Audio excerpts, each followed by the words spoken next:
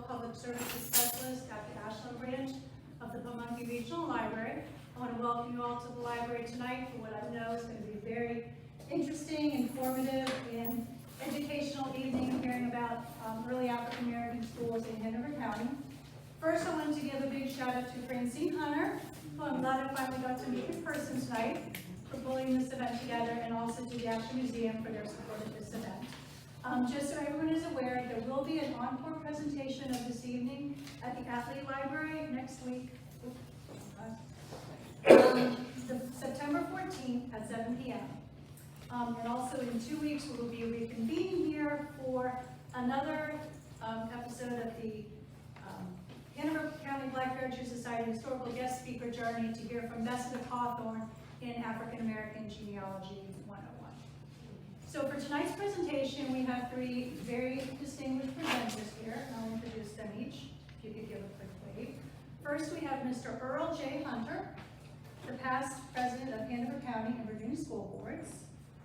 Reverend Dr. Evan C. White, pastor of Providence Baptist Church in Aylett, and he is also the author of the Eastern Hanover County Churches, Schools, and Organizations, A Brief History from a Black Perspective publication. I'll leave this here. And last but not least, we have Mr. Harold Stills, Sr., retired Hanover County Educator, Assistant Principal, and Administrator in Human Resources. So I believe that they will probably elaborate more on their backgrounds and encourage audience participation, but I do want to welcome everyone here and we'll get started. Thank you for coming. Thank you all for coming.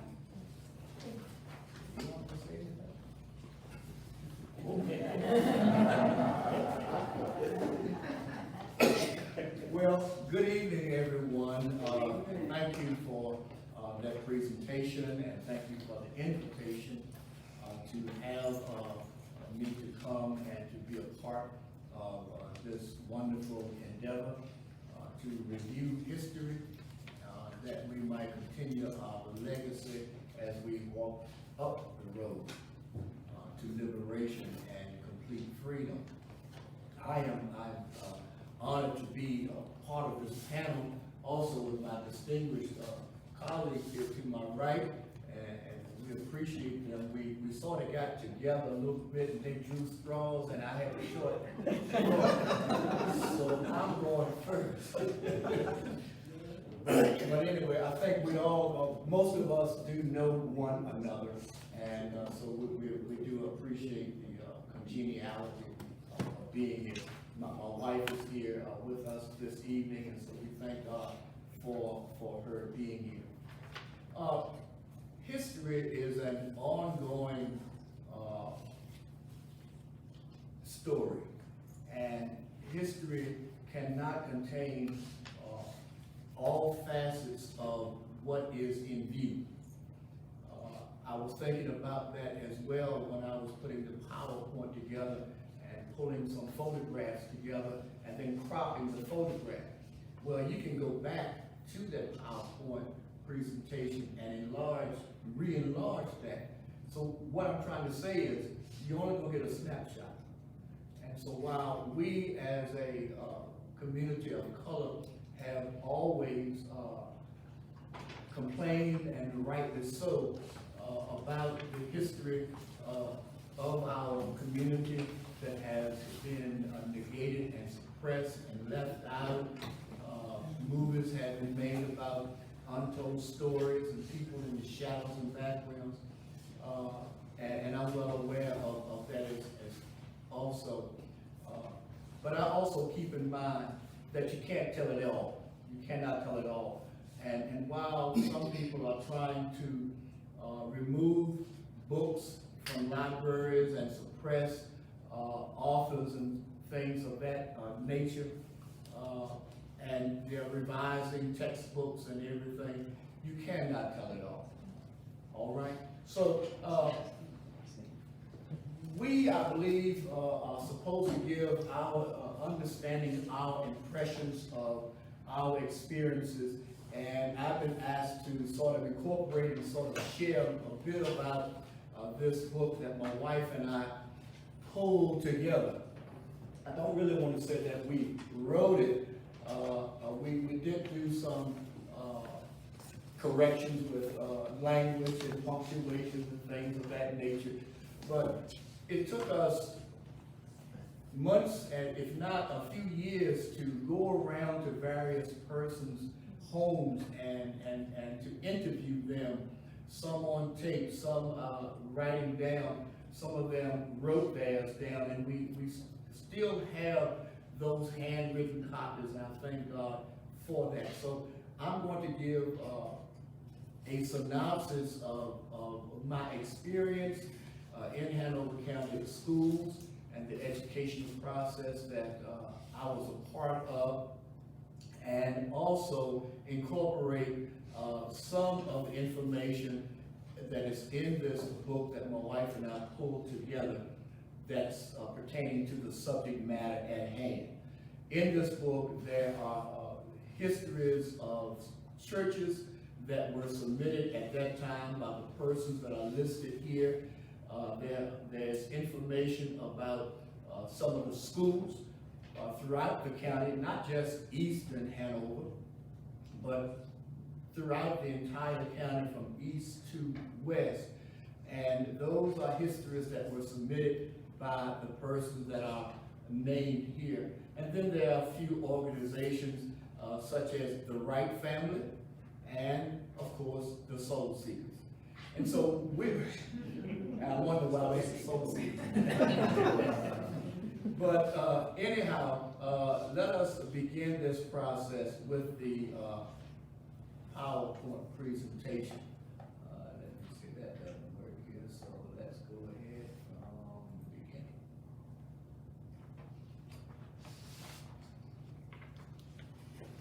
All right, there you go. Okay, I have entitled this A Snapshot of African American Education in Hanover County, Virginia.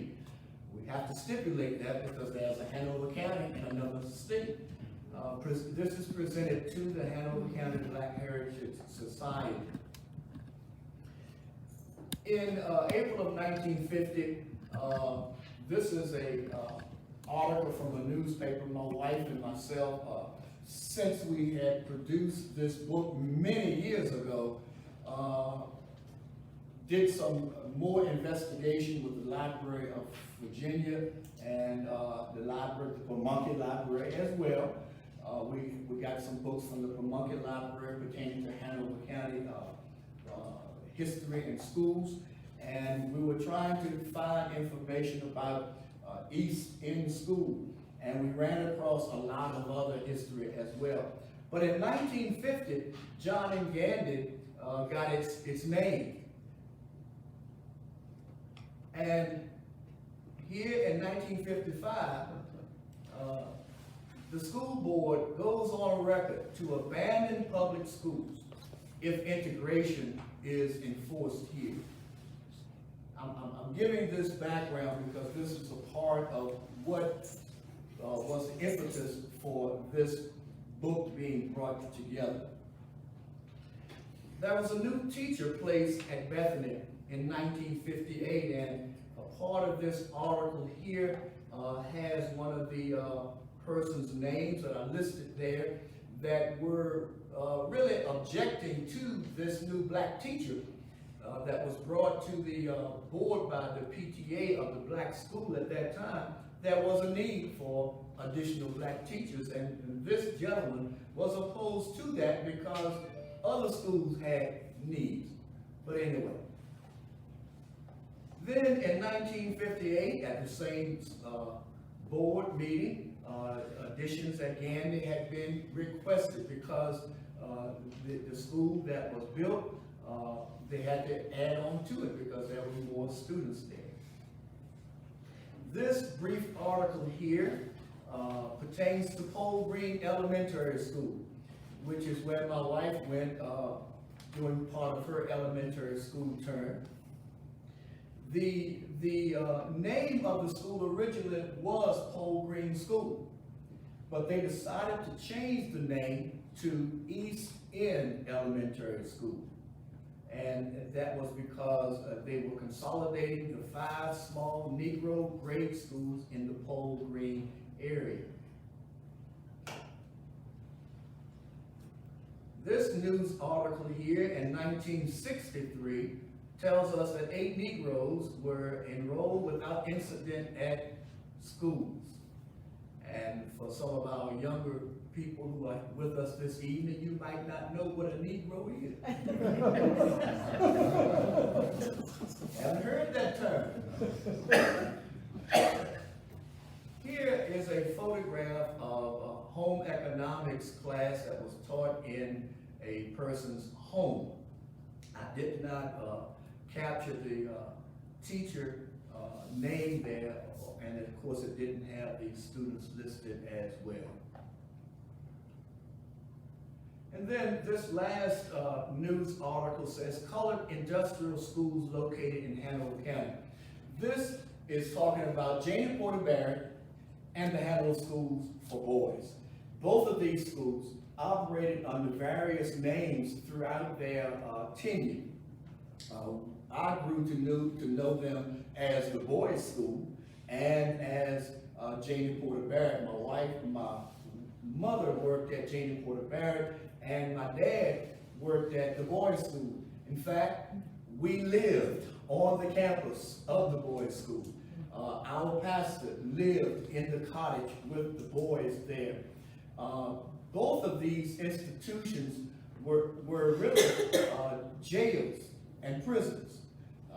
And over time, they got whittled down to being a juvenile home, a home of reformation, and then education took place in both of these areas.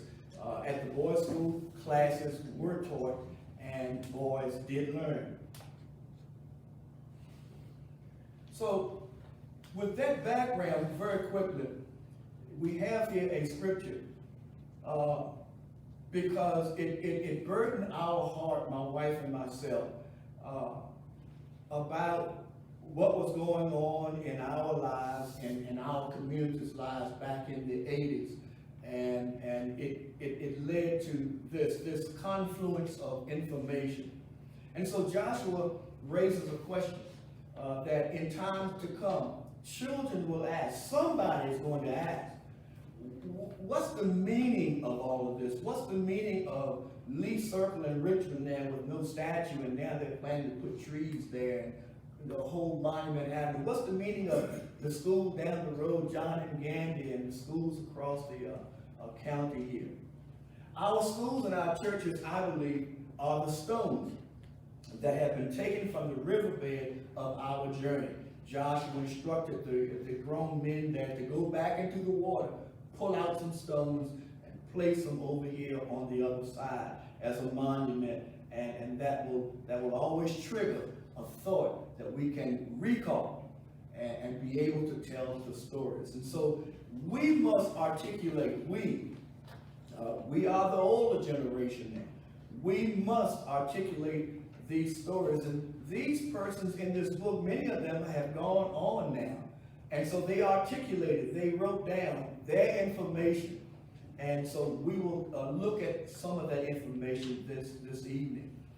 It was our prayer that this book that was printed, I'm just blessed, because this was printed many years ago, not really publicized. It was just done. We did it in our home, went to Office Max, made a few copies, and they've been sitting, gathering dust until recently.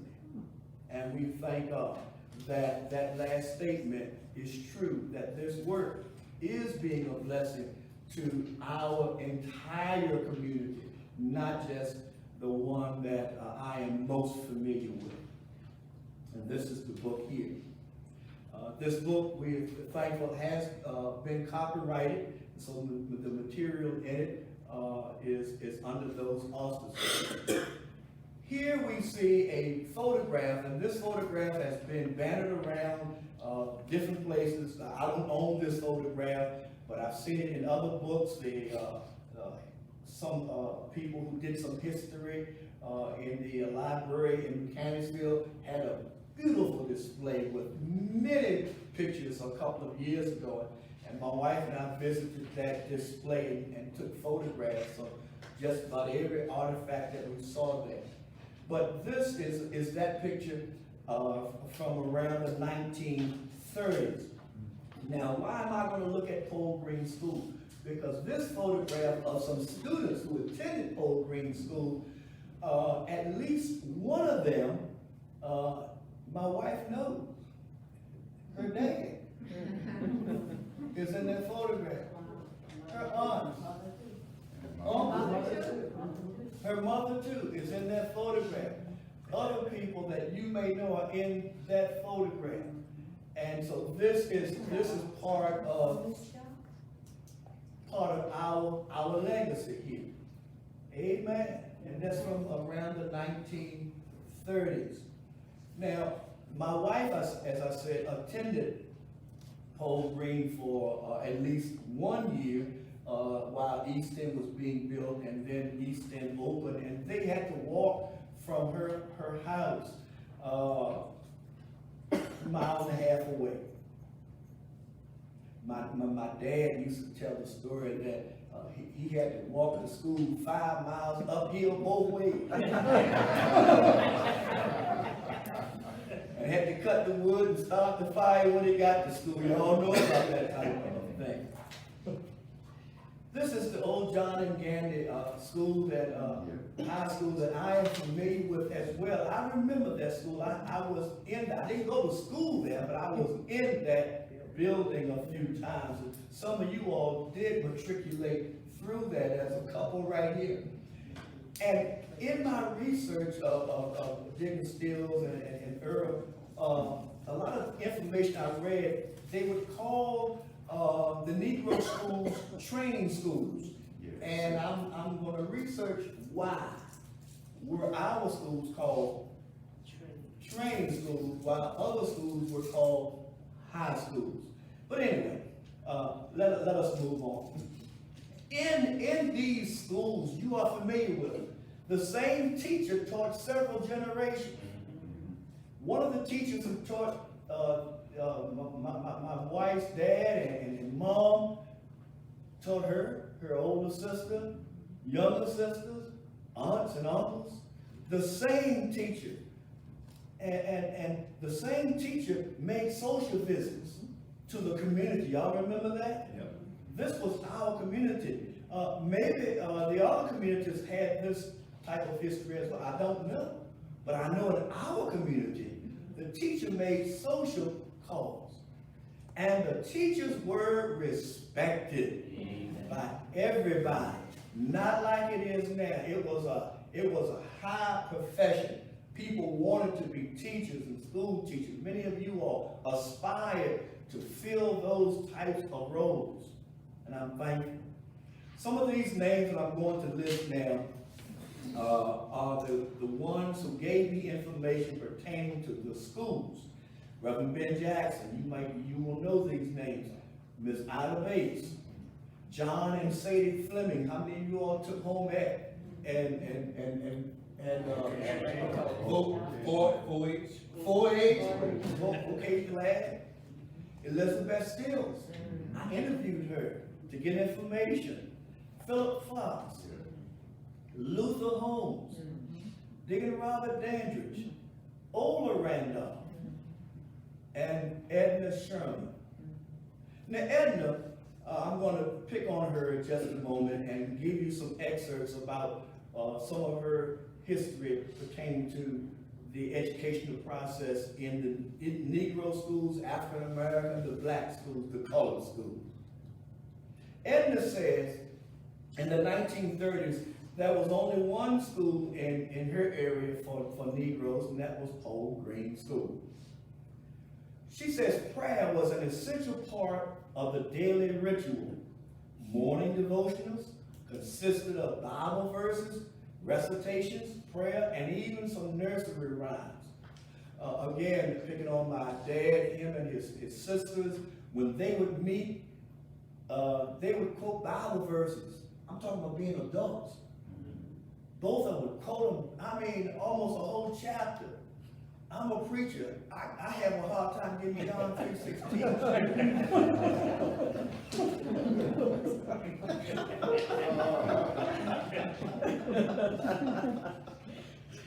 But this was important.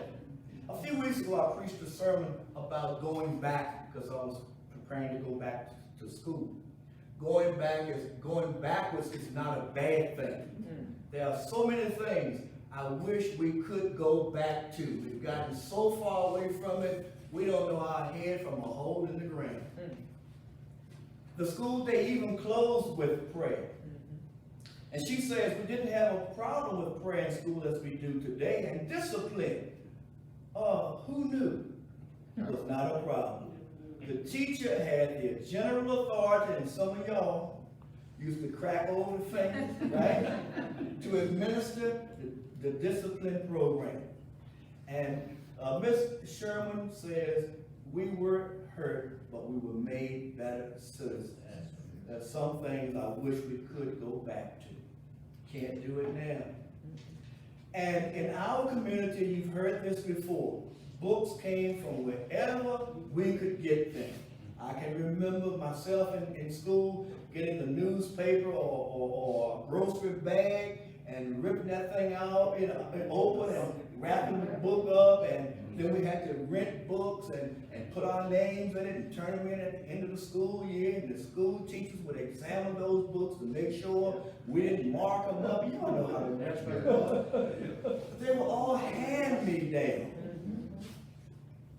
Naturally, she says, there was only one teacher who taught 3 subjects to the first grade, 7 subjects to grade 2 through 7, and nowadays Dr.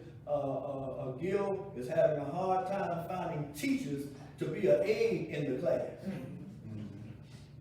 Oral recitations from various literary works, not just the Bible. Students did a lot of blackboard work. They don't perhaps do that now because it's shameful if they make a mistake. Lord help us. Personal hygiene. My wife was telling me about this a long time ago too, that personal hygiene in the school was important. Look at what happened. There was an inspection every morning. What did they check out? A clean handkerchief, clean fingernails, clean teeth, clean ears, and a clean face, and a clean neck. You can't do that nowadays. These are words from Ms. Edna Sherman and others that are in this material. They have their own information. That is the gist of the book here.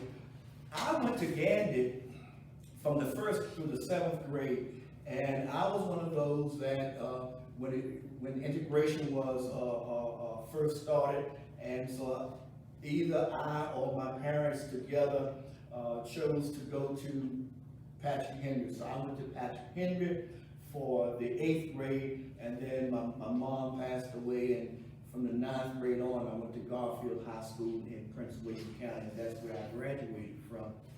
But either I was blind or I was deaf, but I personally did not experience racism like others had. My wife, she was walking to school. Sometimes they had to walk to school. And others rode the bus, and the windows were able to come down. And sometimes people poked their head out, not to be nosy and look, but to say things and to discharge some things from the bus to whoever was walking along the road. But I personally did not experience, either I was blind or what have you. I tried out for sports at Patrick Henry. I was 3rd string, everything I tried out for. But I did wear the uniform. I took Spanish 1 3 years. But I'm saying these types of things to say that everyone did not experience really derogatory and negative experiences. I got off the school bus right here at the railroad track and walked down the railroad track down to B Street, where our home was in Ashland, and that's, was my ritual every day. And I'm going to hasten on because my friends here have some information to share too. This here is additional information that we acquired and assimilated from the Library of Virginia and the Pamunkey Library out of various books.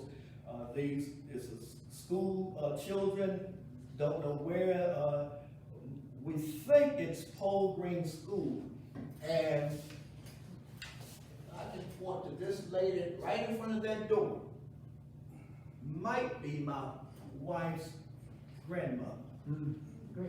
Great grandmother. Yeah. Might be. We aren't sure. We have another photograph to be able to compare. But anyway, I'm just trying to give you a synopsis of our experiences with education. Beaver Dam School number 7, undated photograph. Beaver Dam School.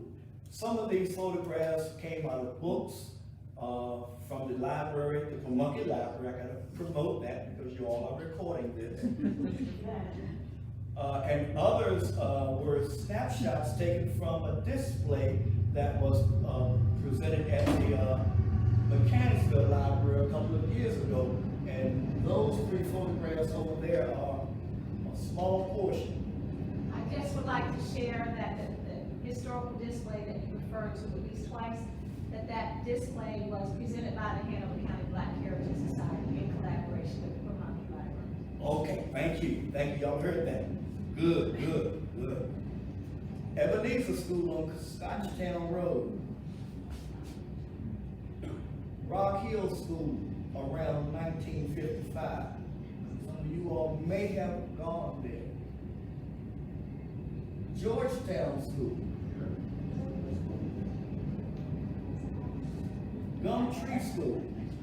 And I won't say a lot about Lucian Hunter because Earl is here and he can give a lot of information about that. But he was a bus driver, and I will leave it at that. Earl can elaborate either now or reserve comment for later about Lucian. He boarded in the late 30s, and matter of fact, I don't believe he drove it. I believe his sons drove it mainly. He might have driven it once or twice, but he boarded in the late 30s. Because our community were not provided transportation. We had to get to school the best way we could. And so his family member saw a need and tried to fill the void. Union School, I do not know exactly where Union School was. Walnut Grove Road. What? Walnut Grove Road. Walnut Grove Road, thank you. Pleasant Grove School. Still stand. Doswell School, and I'm just about done. Bethany School up in the western Hanover County.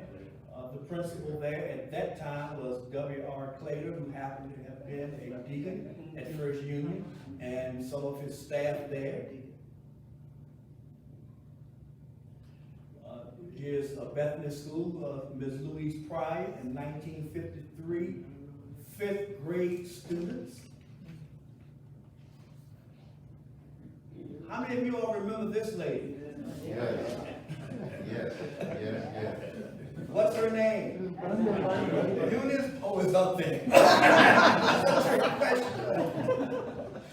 Eunice Bundy, that's this principal that I remember fondly, Miss Gibbons. I don't have a picture of Mrs. Gibbons. And this is some research that we are developing now pertaining to the Hanover School for Boys and Janie Porter Barrett School for Girls.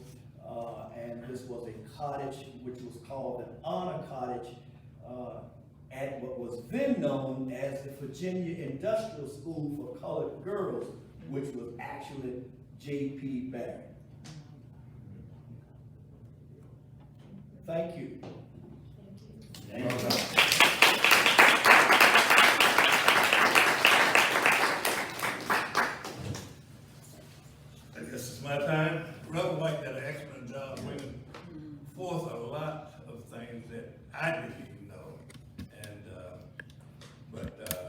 will probably touch on a couple things Go that right you ahead. said.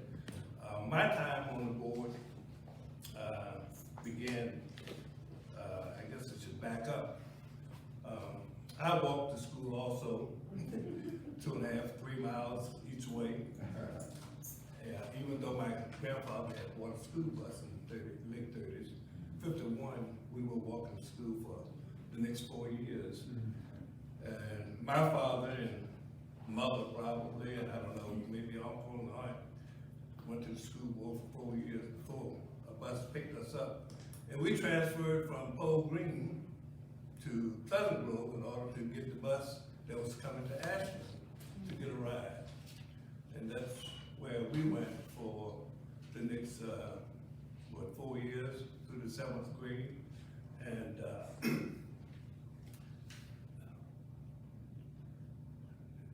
Mary Randolph's aunt, Miss Louise, was our bus driver for 40-something years. I wasn't in school 40 years.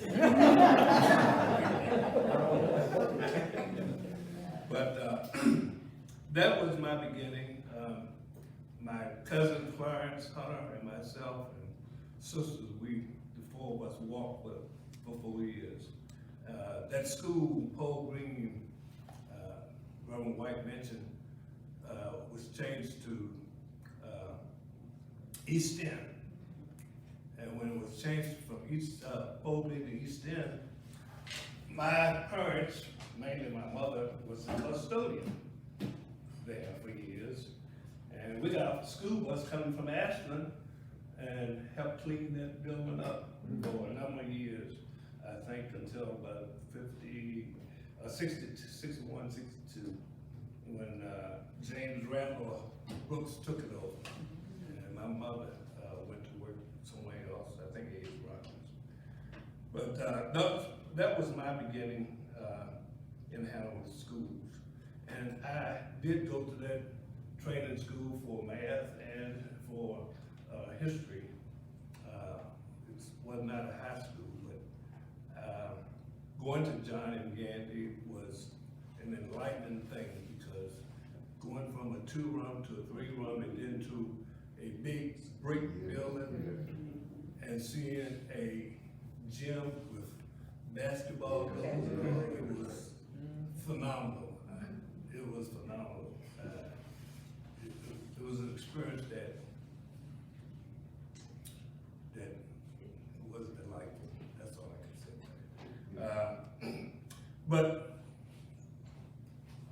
finishing up my schooling, I had in my schooling there at John Gandy, Mr. Fleming was my vocational tech teacher, who basically was my mentor.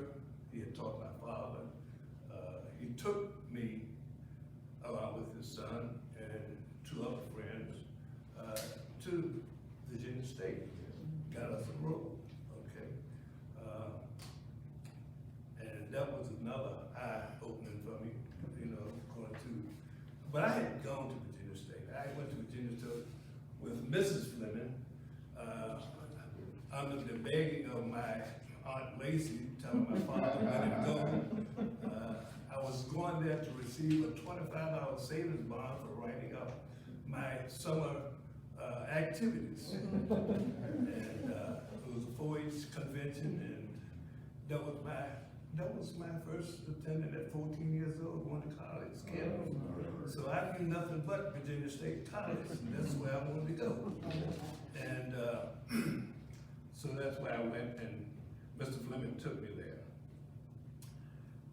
Finishing Virginia State, I got involved with a lot. I fell in love with ROTC, didn't know anything about it. I had 2 cousins making a career in the military, but I fell in love with ROTC. I was on the rifle team, I was on the drill team, and I decided to go to the advanced program, and I graduated, 2nd lieutenant, commissioned, and went on active duty. And prior to going on active duty, I was in an automobile accident. I couldn't perform as an infantry officer, but my paperwork had gone in, so I still had to go And my squad leader said, Earl, you ought to go to flight school. And I said, I got a P1 profile in an automobile accident. I couldn't even lift this arm, man. They just come back here. They're not gonna take me. And he said, they need pilots. Anyway, I listened to him. I took the physical, I took the mechanical exam, and I went on to Fort Ord, my first PCS station, and the gentleman I knew that Fort Lee was leaving, and he said, Earl, I'm on my way to flight school. I said, I haven't heard from him. He said, you probably don't have an application on file, call this number. That's what I did. Flight school said, 60 days, give us, and I took my application to my commanding officer, who was a good friend of mine, tag commander. He had made me a golfer. That's a different story. But anyway, I got my endorsement. On the 59th day, I got my order to flight school. Germany, no, Vietnam first, and then Germany, and while I was in Germany as a communications officer on artillery unit, my signal corps, which I had transferred while I was in Fort Ord, California, because I was an electronics major. The signal corps cut 2,100, 2,700 captains, okay? I came out of the military and went to work for 4500 County, Fort Morris. I made a decision to stay in Virginia, even though I did a co-op at IBM in '68. In the Cotton, New York, I did not want to stay in cold weather. When I was in Germany, I found out how cold it could be. It snowed there in September. But anyway, coming out, I finally, I'm trying to move along. I got about 5 more minutes here. I made a decision to stay in Virginia, and I built my home property in '76. And at that time, my daughter was 6 years old, and I became a volunteer at PTO meeting at Road School, probably 12 to 15 years. Then I get a call at work saying, Earl Hunter, your name has come up because of redistricting. I gotta come up with somebody to replace me. And I said, so I'd like to put your name in. And the only thing I could think about was, can I do this? And I said, I've met every challenger been put before me, so yeah. I said, give me 2 weeks, think about it. I thought about my grandfather back in school. I said, he turned over in his grave about it. Go for it. So I called him back and I said, yeah, I'll go for it, do my best. I was told to come to the Board of Supervisors meeting and put my name in the hat. Be there at 7:30. I got there and they had finished interviewing. The chairman, Chip Davis, I think his name was, came down and said, where were you? I said, I was told to be here at 7:30. He said, we finished. Come back, next board meeting. I went back to the next board meeting. I sat there, almost did not get to speak because I was the last thing on the agenda, and at a certain time, they, closed the meeting. But I got to go before them. And long story short, I got appointed, not by my representative from Henry District.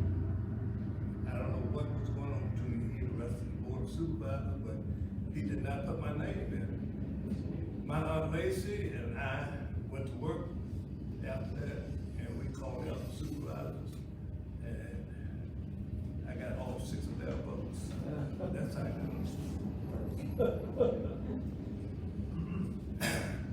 Well, after I got on that school board, Virginia School Board Association did training.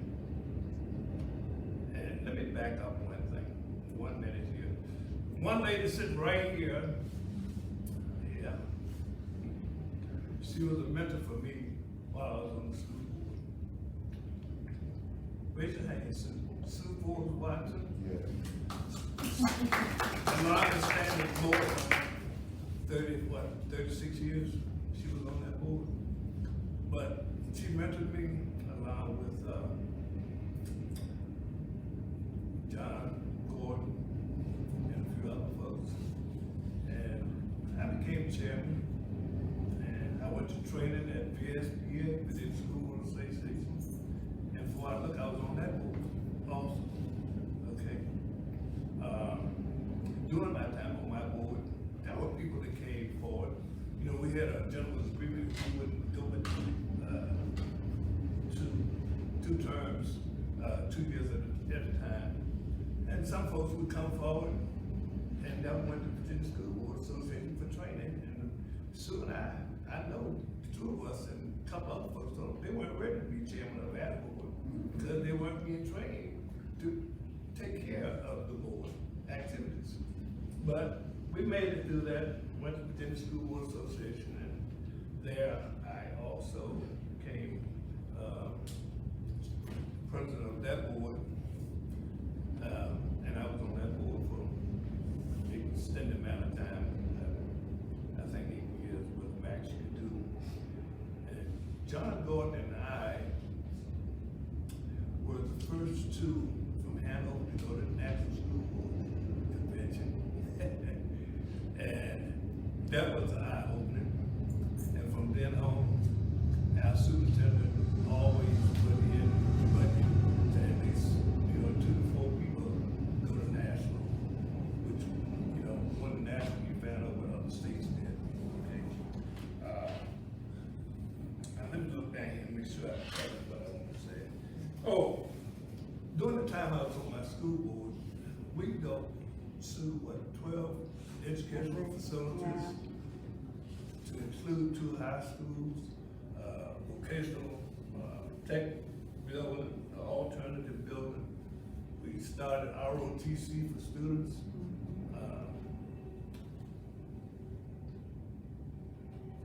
Let's see. And during that time on my board, I think I worked, represented 4 different supervisors. 2 of them reappointed me. And as I mentioned, the first one did not, the last one did not reappoint me. But it's been 24 good years with some good folks.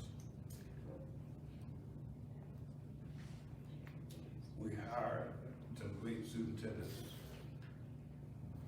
3 great people while I was on that board. It built this system here in Hanover for us.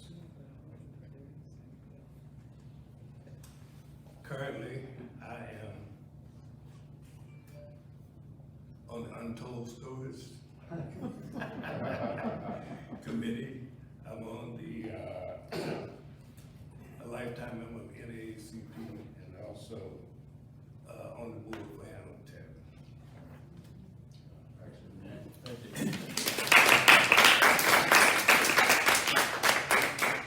I'll hasten along and hopefully we'll have time for questions if there are any in the end. My early American experience will start in 1954.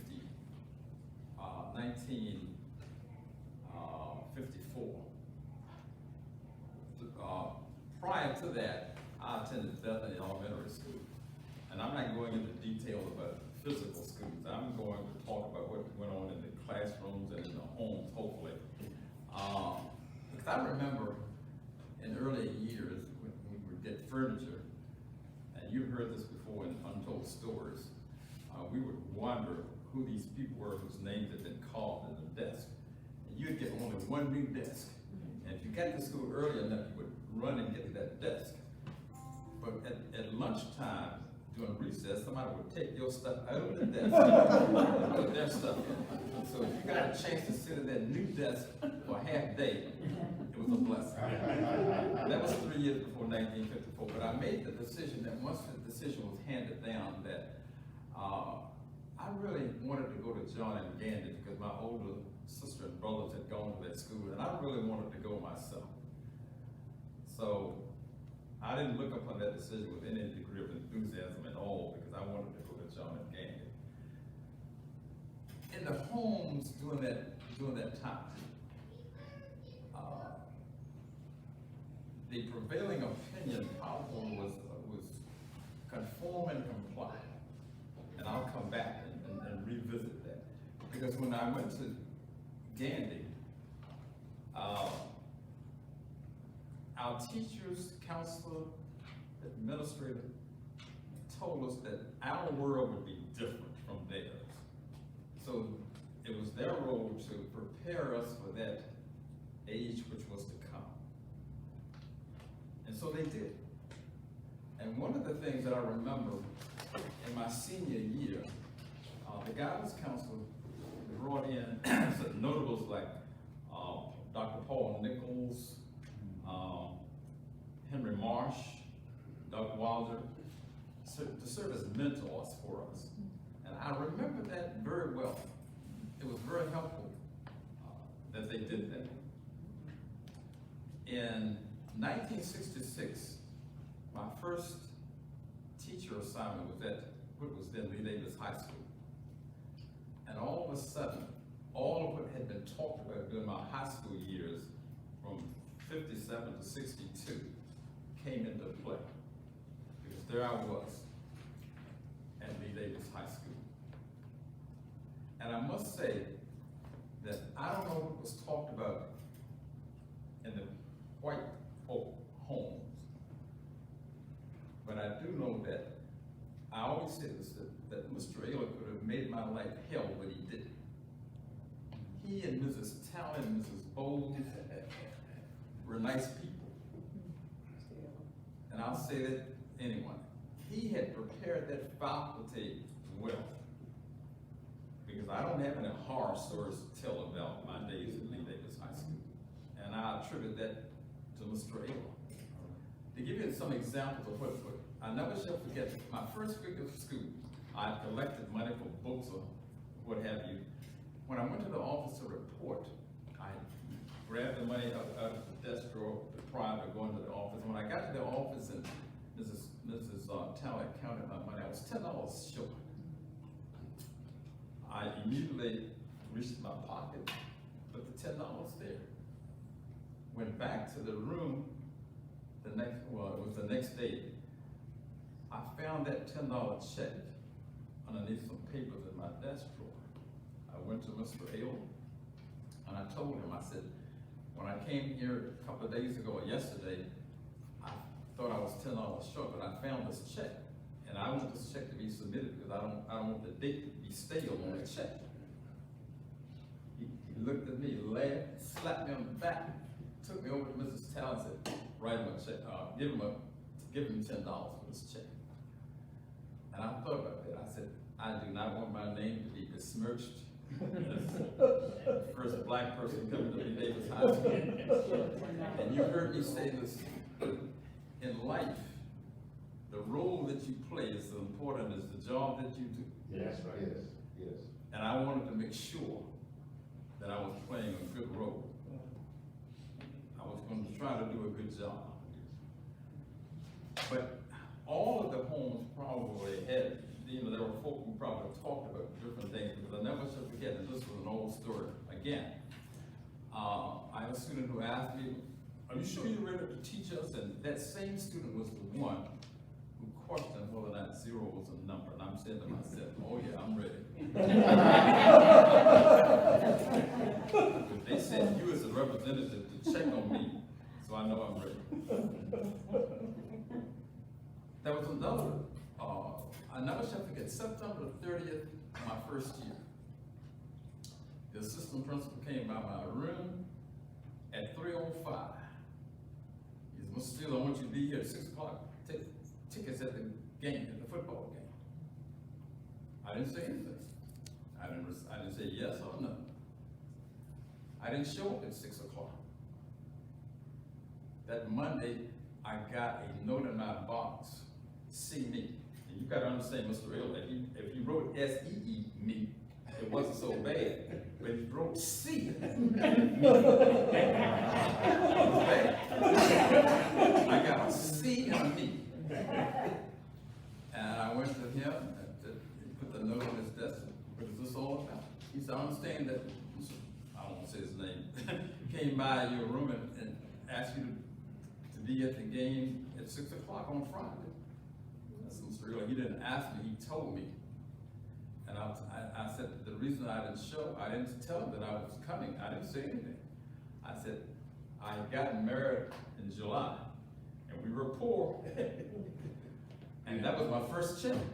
And I promised my wife that I was going to take her to dinner that night, and I did. Again, he laughed, slapped me on the back.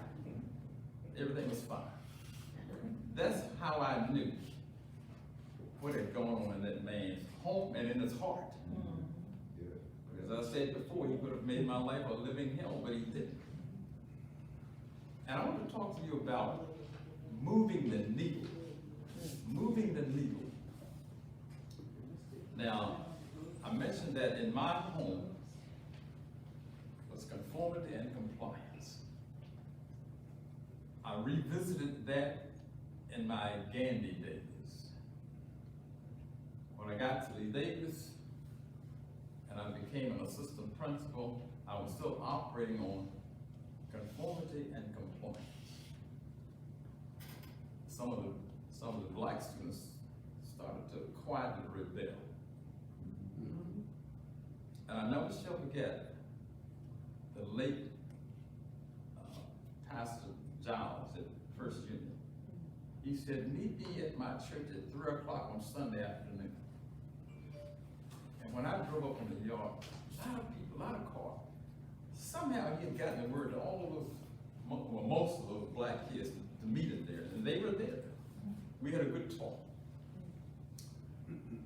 Things settled out after that, because you've got to understand that all of a sudden those students who had been there prior to my coming and some of the things that they had faced, they looked upon my coming as a savior. And some things helped, other things I didn't always agree with them. But they helped to move my needle. By that I mean hairstyle.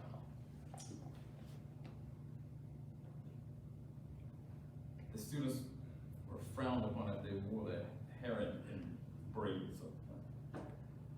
And I thought to myself, that was the beginning of my needle being moved. Because now you can see a person like Jeffrey Zachary Keach, who's a news reporter, does a very good job. But look at his hairstyle. Once upon a time, he wouldn't have been able to report the news wearing his hair in the manner that he does. So when we talk about moving the needle, that's the hope. That's the hope of my talking to you this evening. I'm not talking to you about what happened way back in the difference in the schools, because you know the difference. More recently, my oldest grandson is a first-year student at VMI. And my son took him to school, and that next day there was a lot of talk among VMI graduates why the enrollment for this year had gone down. And some were saying because of all the publicity on the racial thing that was talked about last year and everything. That's the reason. My son and this other person went back and forth during that conversation online. And when they finally got a chance to talk with Austin, he said, some guy came by here and asked for cadet skills and left me this big old box, care box. You know who it was? The same person that my son had this conversation with. He moved the needle in talking with that man. This past Sunday was my son's 18th birthday. And I didn't want to go because I thought it was too early to go to see him. Because I didn't see my son until parent weekend over in October. But you know, the modern day parent was here. They wanted to go. We met at a pavilion outside, and we had food all over the place. We had a lot of food. And there was this guy helping us unpack the food, doing things. I said, Harold, who is this guy? He said, that's the same guy that we talked about online. Now, he moved the needle not just to bring that care box to my grandson, but his needle had, I think, been moved permanently.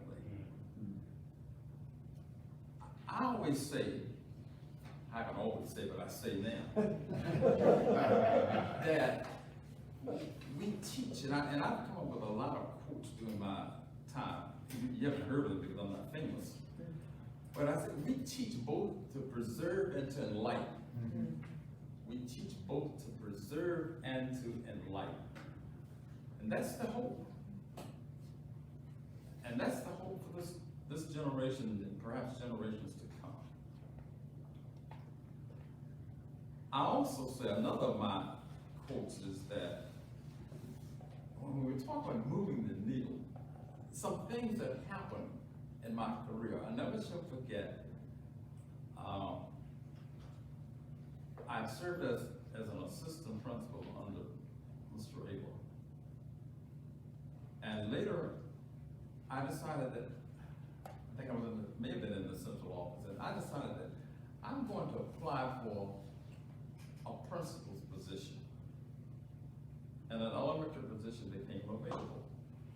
And I was told that since I had done all of my work at the secondary level, I was not eligible to be considered for this position at this elementary school. Well, when the appointment was made, the person who had served with me as an assistant principal at Lee Davis got the job. Now, what am I to think? What am I to think?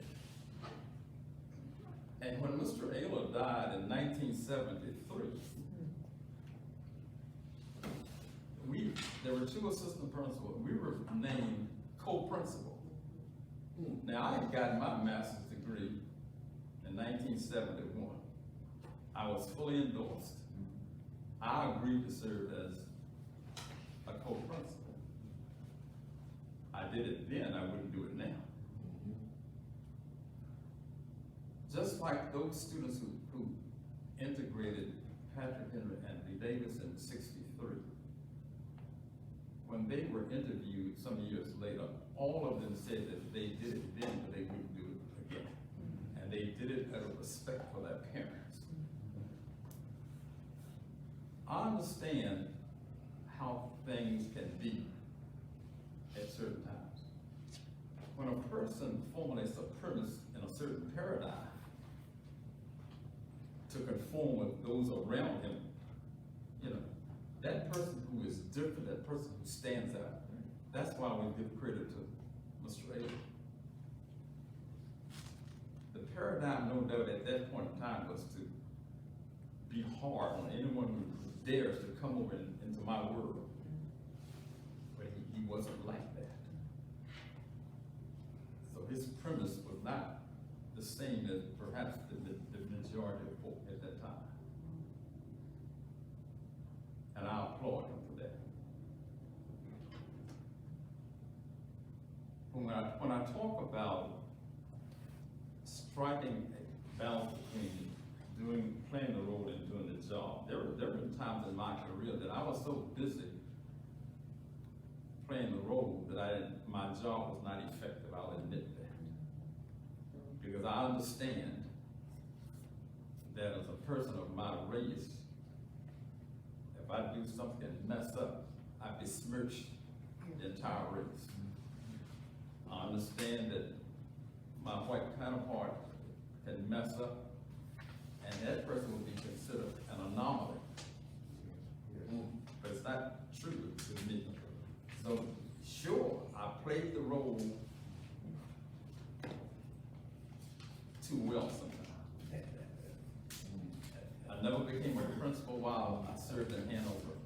But when I retired and went to the Carmel School, I was blessed.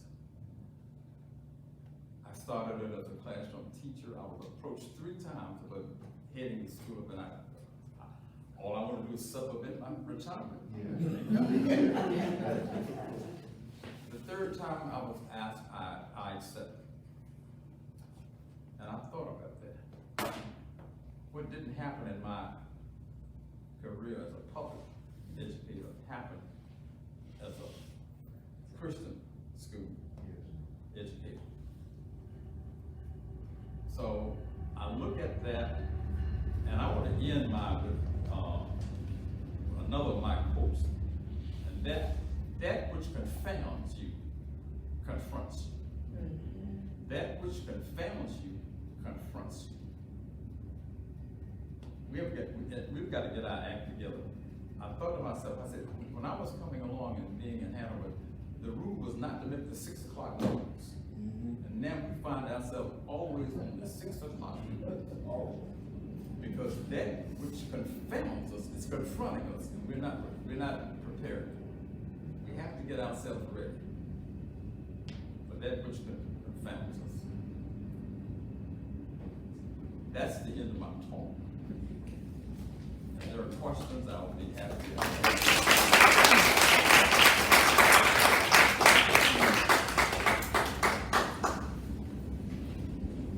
On behalf of the Hanover County Black Heritage Society and Ashland Museum, we certainly want to thank you gentlemen, Dr. Evans White Jr., Earl Hunter Jr., and Mr. Harold Still Sr. for the stewardship of your time and energy and your wonderful presentations. Very informative. Does anyone have any questions for our panel? I don't have a question, I just want to make a statement to Being drowned out by the I train. just want to say to Mr. Stills, we've been taught to play the game from birth. And most of us who are my age or older, we've been playing that game for a long time. So welcome to that club. Yes, dear heart. I just have a comment. So I grew up in Ohio, very small town between Cleveland and Youngstown. My dad had the gas station on the corner, went to a small school. We had one black family in our school. And when I went to high school, we had 2 in homeschool. So we had a lot of Amish in our area. But so segregation, all of that was just not a thing in my life at all. And when my husband and I, we went to Ohio State when we met. We moved in 1977 to Richmond for his job. Oh my gosh. It was like the Civil War had not been more than 100 years. And like it had not been for very long after the Civil War. I mean, that was our impression. And our oldest child at the time was 3 when we moved. So we didn't have kids in school yet, but a neighbor told me that the schools in, is it Prince Edward County closed? When I was in high school, they closed.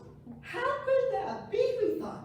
So anyway, so I really appreciate hearing all the stories of there, but I just wanted to give you another view of people in the area, so I'm really glad they changed for the better. Oh, and then when I found out that the kids of color had to walk to school and the school bus passed them, that was another thing. I thought, how could this have been going on when I was growing up in that little town in Ohio where none of that was happening? So anyway, thank you.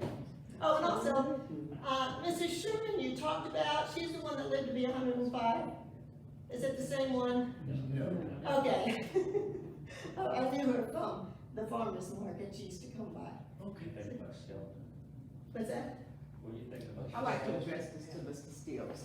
Mr. Stills, when I was at Lee Davis, I took Algebra 1 under you. And I did.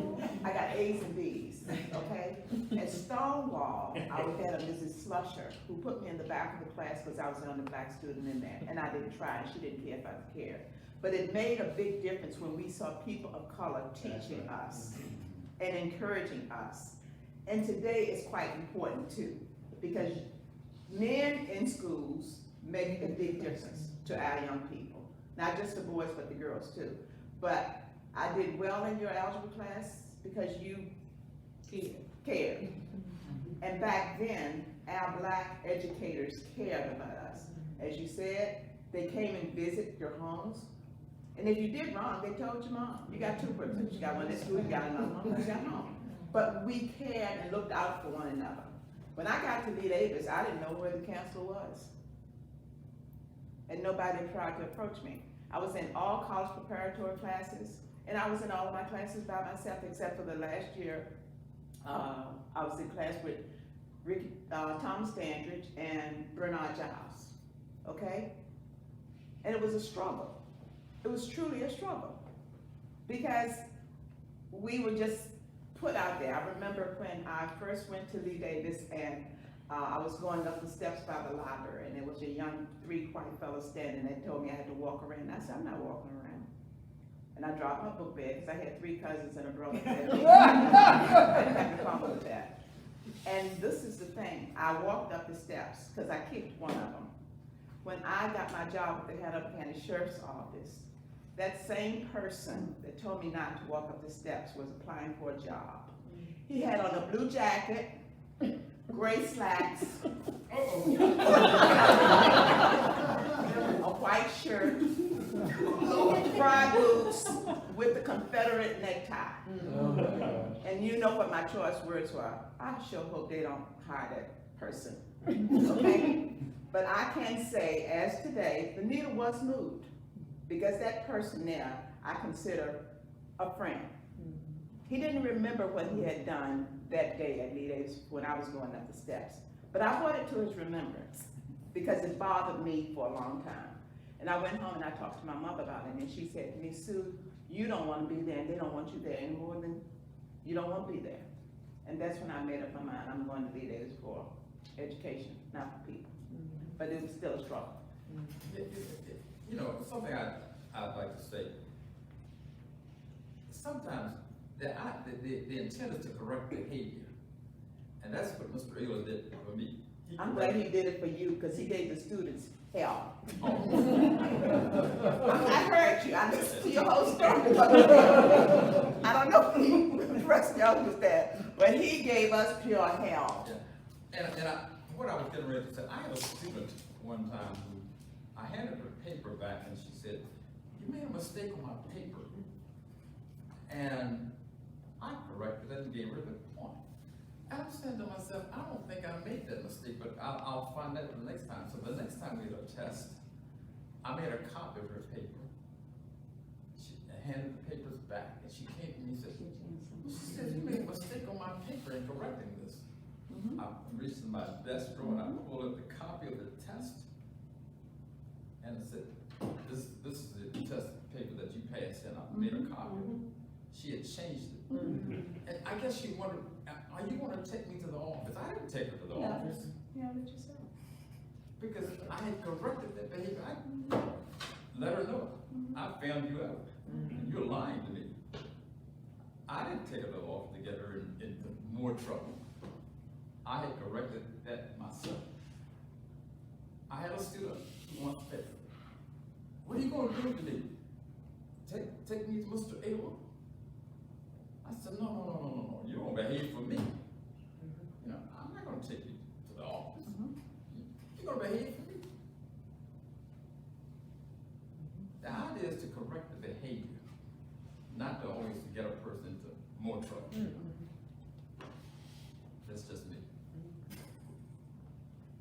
Are there any other thoughts or questions for the panel? Does the progress continue or not?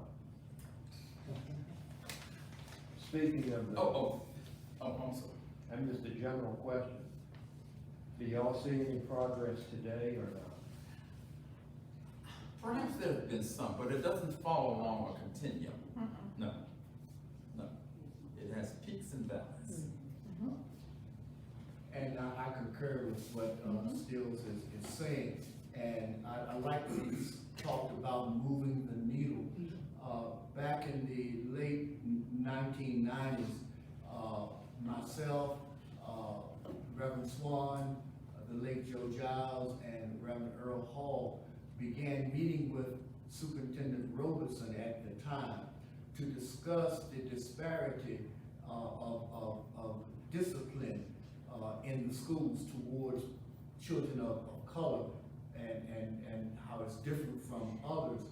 And then we met with him on a quarterly basis and began to also challenge him and his entire retired staff about their hiring practices. Because people that looked like me couldn't get a job, who were qualified or about to get a license, whereas others were hired and given provisional licenses. Yes, progress does occur in certain areas, but you can't get it, it doesn't happen across the board, carte blanche. So, we are trying to move the needle, and like you said, sitting here rehashing what all of us know has happened is just a story, unless we are going to change and do something about it. And so I think we all have a hope to do something about it. Earl mentioned Sue. She historically has tried to move the needle as she could, and others who have been in positions of power in this county have tried to move the needle. Some are not any longer in that position. Like Earl said, he wasn't reappointed, because when you try to move the needle too much, like the lady coming from Ohio found out, it's still the good old boys around here somewhere.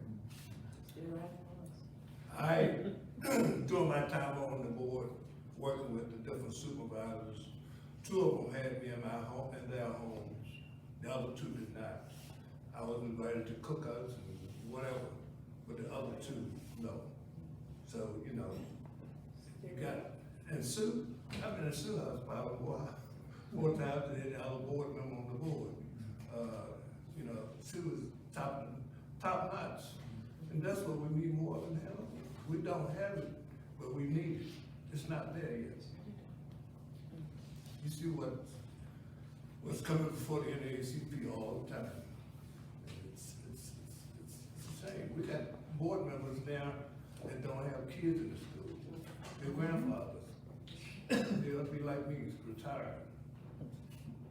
I tell them right face to face, they need to be out of the school system. If you all were to consider some steps that could lead into milestones for an action plan, what would be something that you all would suggest, or anybody to suggest for an action plan to help to move the needle? Perhaps to have the Board of Supervisors mandatory attend one of these sessions to hear.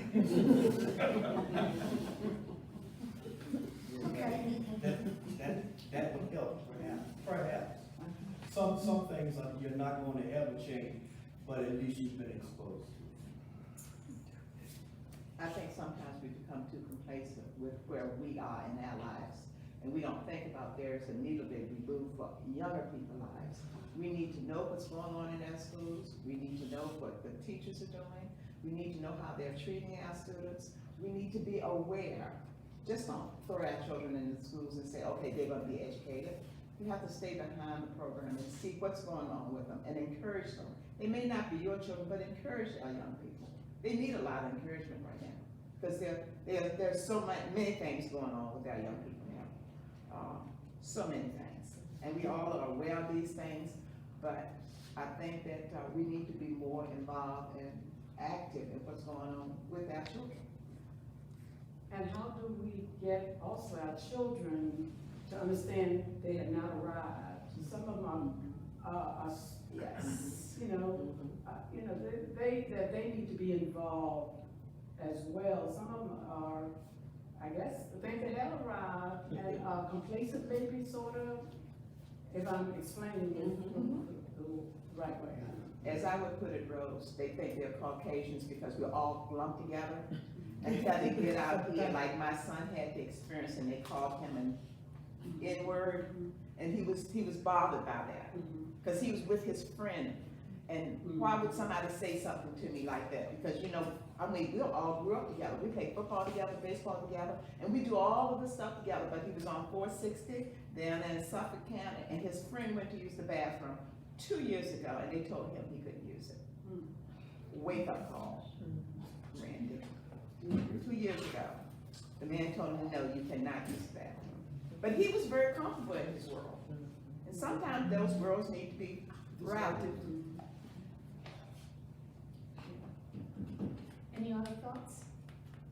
Betsy, any comments on behalf of the Ashland Museum? Thank you for collaborating with us as a partner. Thank you guys for speaking. Thank you all, and,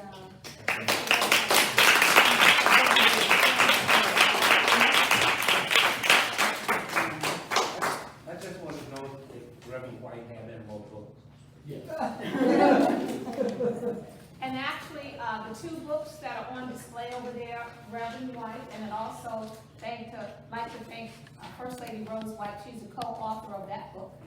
And then Hanover County Black Heritage Society, we also have a book, Ms. Carolyn Hemphill, on